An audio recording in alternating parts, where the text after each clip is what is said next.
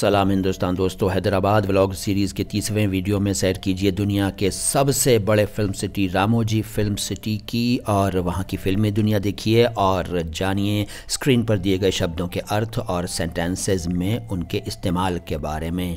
इफ़्फ़त अरबी से उर्दू में आया, ये नाम भी होता है लड़कियों का। इसका मतलब है आबरू, पतिव्रत, निष्पाप, पारसा, शील, सतीत्व, पाक दामनी, परहेजगारी, शालीनता, प्योरिटी, चेस्टिटी और भी अर्थ होते हैं इसके। इसका सेंटेंस ये हो सकता है कि उसकी इफ़्फ़त उसका सबसे कीमती गहना है।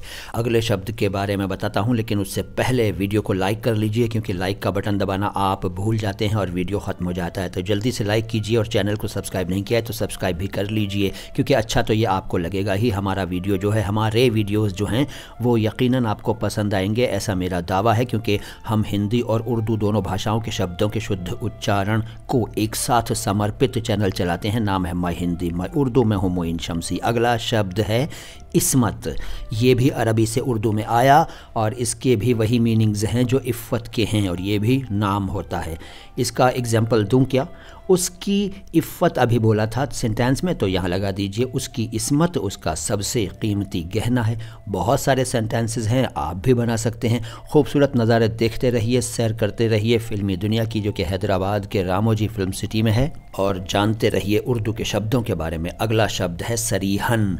सरीहन भी अरबी से उर्दू में आया और इसका मतलब है साफ साफ, खुलकर, खुल्लम खुल्ला, क्लियरली, स्पष्ट रूप से, वाज़ेह तौर पर।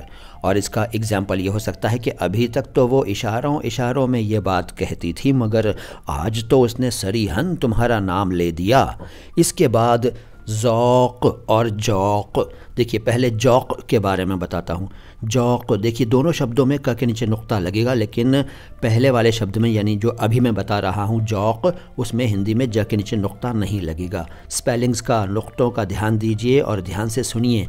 का और का अंतर अगर आप और बारीकी से जानना चाहते हैं तो हमारे वीडियोज़ मौजूद हैं, देख लीजिए। फ़िलहाल ध्यान से सुनिए। जौक़, जौक़ का मतलब है झुंड, गिरोह, दल, समूह। गोल, गोल नहीं कह रहा हूँ, गोल अलग होता है, गोल अलग होता है। गोल का मतलब भी झुंड है। और ग्रुप कह सकते हैं, ट्रूप कह सकते हैं। जौक़, अगर उर्दू वाले छोटा काफ और बड़ा काफ के चक्कर में पड़ें तो भैया सुन लो, छोटा काफ बड़ा काफ कुछ नहीं होता। आपको गलत पढ़ाया गया था अगर आप छोटा काफ बड़ा काफ करते हैं तो ये जौक़ है। और इसका एग्जाम्पल है, जैसे ही कुएं का पानी अचानक मीठा हो जाने की अफवाह फैली, लोग जौक़ दर जौक़ कुएं के पास आने लगे। जौक़ दर जौक़ मतलब झुंड के झुंड आने लगे। इसके बाद ज़ौक़, हिंदी में ज के नीचे भी नुक्ता लगेगा और क के नीचे भी नुक्ता लगेगा, दोनों के नीचे नुक्ता लगेगा। ज़ौक़ ये भी अरबी से आया। और हाँ, जौक़ जो था अभी बताया था वो तुर्की भाषा से आया था। जी, तुर्की से भी खूब शब्द आए हैं उर्दू में। तो ज़ौक़ अरबी से आया हुआ है और इसका मतलब है शौक़, दिलचस्पी, रुचि, मज़ा यानी स्वाद और जायक़े की क़ुव्वत। और वैसे आप शायद अगर शायरी में इंटरेस्ट रखते होंगे तो जानते होंगे कि एक शायर हुए हैं शेख इब्राहिम ज़ौक़। ये मुग़ल सम्राट बहादुर शाह ज़फ़र के दरबार में थे और उनके उस्ताद भी थे, ऐसा कहा जाता है। तो उनका जो तख़ल्लुस था वो ज़ौक़ था और नाम था शेख मोहम्मद इब्राहिम। तो ज़ौक़ नाम भी होता है और तख़ल्लुस भी होता है। तो इसका एग्ज़ाम्पल बताता हूँ। देखिए, इन लोगों ने अपने अपने ज़ौक़ के हिसाब से दोस्त बना लिए हैं। ये एक सेंटेंस है और भी बहुत सारे सेंटेंसेस हो सकते हैं।